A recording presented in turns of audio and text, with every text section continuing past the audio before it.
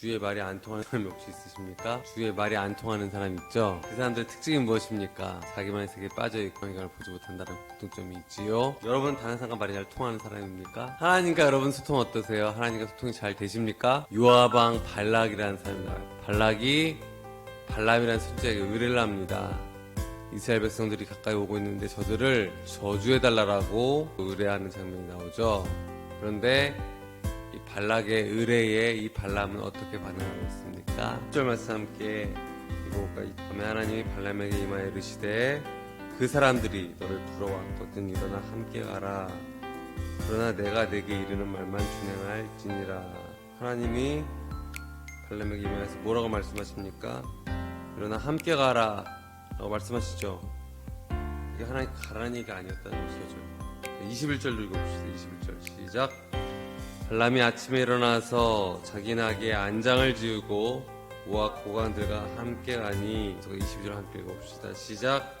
그가 감으로 말미암아 하나님이 진노하심으로 여호와의 사자가 그를 막으려고 길에 서니라. 발람은 자기 나귀를 탔고 그의 두 종은 그와 함께 있더니.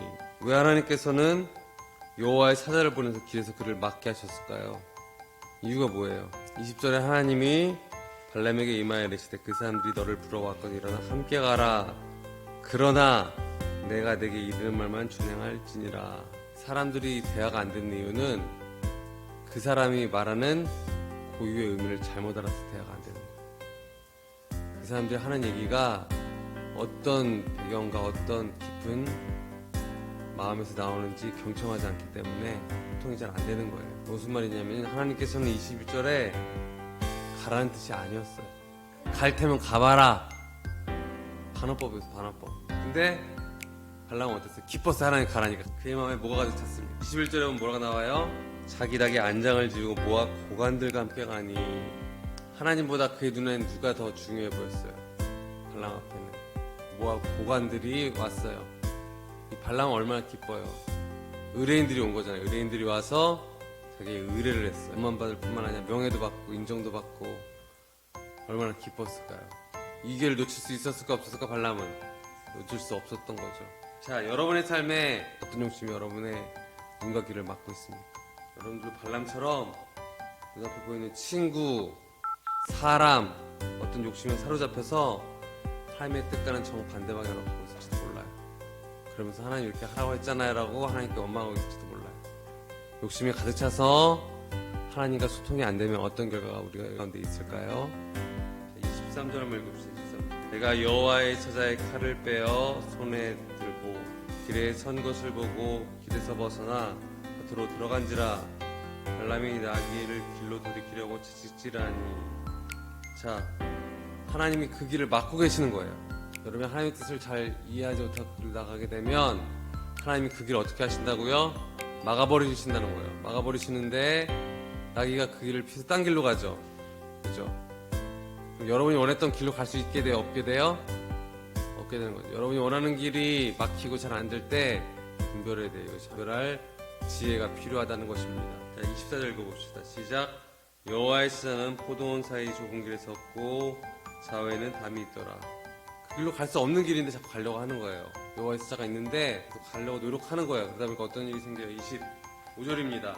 내가 여호와의 사자를 보고 몸을 담에 대고 발람의 발을 그 다음에 짓누름에 발람에다 채찍질하니. 하나님이 원하시지 않는 다른 길로 가게 되면 어떤 일이 있냐면 다침이 있어요. 다쳐요. 시작. 여호와의 사자가 더 나아가서 좌우로 피할 데 없는 좁은 곳에 선지라. 27절. 나귀가 여호와의 사자를 보고 발람 밑에 엎드리니 발람이 노하여 자기 지팡이로 나귀를 때리는지라. 하나님께서는 환경을 통해 말씀하세요. 우리가 그릇된 길로 가면 환경을 통해서 우리를 깨닫게 해주시는 거죠. 여러분 우리 길을 막기도 하시고 우리 질병을 주시기도 하시는 거예요. 하나님의 뜻을 잘 분별할 필요가 그래서 있는 거예요. 27절에 보면 발람이 노하여 자기 지팡이로 나귀를 막 때려요. 화가 나요. 하나님 우리의 길을 막으면 우리가 화가 나서 막 화를 내고 주위 사람들에게 괜히 해코지라는 거예요. 자, 28절에서 31절 함께 읽어봅시다. 28절에서 31절입니다. 시작. 여호와께서 나귀 입을 여시니 발람에게 이르되 내가 당신에게 무엇을 할게 나를 이같이 3번을 때리느냐. 발람이 나에게 말하되 내가 나를 거역하기 때문이니 내 손에 칼이 있다면 곧 너를 죽였으리라. 발람이 이르되 나는 당신 오늘까지 당신의 일생 동안 탄 나귀가 아니냐. 내가 언제 당신에게 이같이 하는 버릇이 있었더냐. 그가 말하되 없었느니라. 그때 여호와께서 발람의 눈을 밝히심에 여호와의 사자가 손에 칼을 빼들고 길에 선 것을 그가 보고 머리를 숙이고 엎드리니. 결국 이 발람은 누구에게까지 모욕을 받았습니까? 우리가 하나님의 길을 떠나서 잘못된 길을 가게 되면 하찮은 니물에게까지 수치를 당하게 되는 어려움이 생깁니다. 자기가 원하는 게 가득 차면 어떤 일이 발생하냐면 하나님의 음성이 제대로 안 들리고 다른 사람 얘기도 잘 안 들리고 포악하고 화를 내게 돼요. 제가 얼마나 욕심이 가득 차 있는 사람, 제가 화를 내면서 뭔가 요구하는 게 있다면 점검해볼 필요가 있는 거죠. 자, 여러분 31절 보면 여호와께서 발람의 눈을 밝히심에 뭐가 보여요? 드디어 여호와의 사자가 손에 칼을 빼들고 길에 선 것을 보고 머리를 숙이고 엎드리게 됐어요. 발람은, 그죠? 발람이 뒤늦게 눈이 밝혀진 것처럼 뒤늦게 아는 것이 아니라 미리 하나님의 뜻을 알았으면 얼마나 좋았을까요? 그죠? 우리도 지금 하나님의 뜻을 잘 발견할 필요가 있는 거예요. 하나님의 뜻을 발견하기 위해서 어떻게 해야 될까요? 첫 번째 어떻게 해야 됩니까? 말씀을 봐야 돼요. 두 번째 어떻게 해야 됩니까?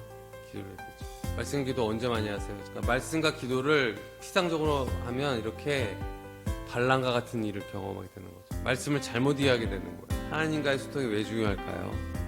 이 발람은 눈이 어두워서 이스라엘 백성을 3번이나 저주하려고 했어요.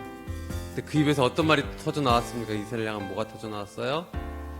저주가 아닌 축복이 터져 나왔죠. 하나님과 소통하는 사람들을 지켜주시냐면 저 올 저주를 축복으로 바꿔주시는 능력이 있다는 것을 깨달으시기를 주님의 이름으로 축복합니다.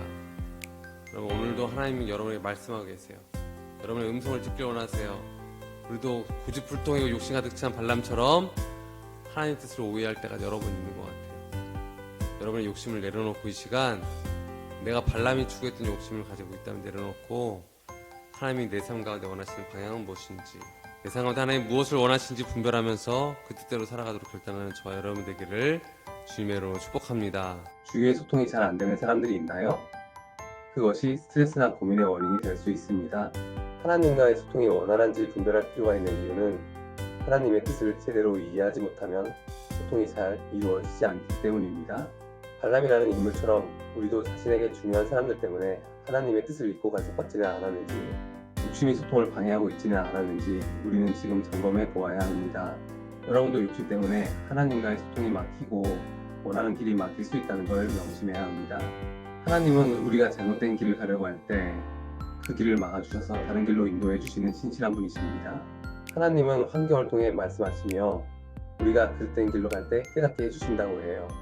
사람들이 화나면 주변에 해코지하기도 하는데, 그래서 우리는 하나님의 뜻을 잘 분별하는 게 중요해요.